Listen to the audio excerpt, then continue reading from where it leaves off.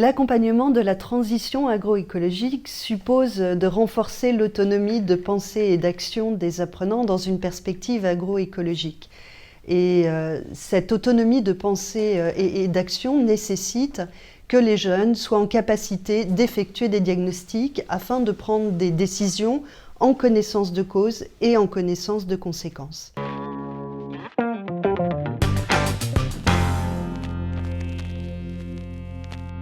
Très souvent, les enseignants et nous avons tendance à donner de multiples informations à propos d'eux, au sujet d'eux.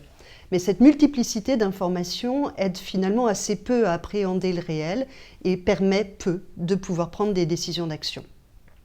Les inventaires à la Prévert, comme de nombreuses études de milieu, disjoignent en fait les données, des données démographiques, des données pédologiques, des données climatiques, en les classant, et elles permettent finalement assez peu de les tenir ensemble.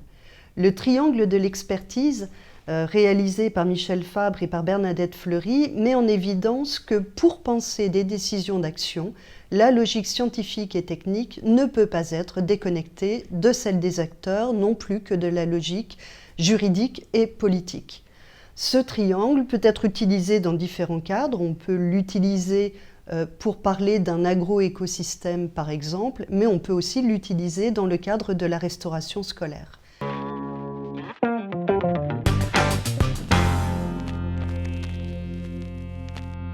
Dans le cas de la restauration collective, si nous prenons donc le triangle de l'expertise, eh bien la logique juridique et politique va être déclinée au travers du plan national alimentation, elle va être déclinée au travers de la loi Egalim, mais aussi dans les recommandations du Conseil régional.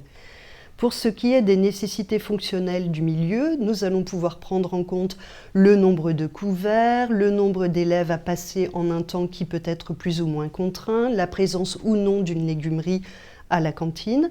Et puis nous allons aussi nous intéresser aux souhaits des différents acteurs. Des acteurs qui peuvent être les commensaux, qui peuvent être aussi l'équipe de préparation des repas, mais aussi les agriculteurs et producteurs installés à proximité de l'établissement.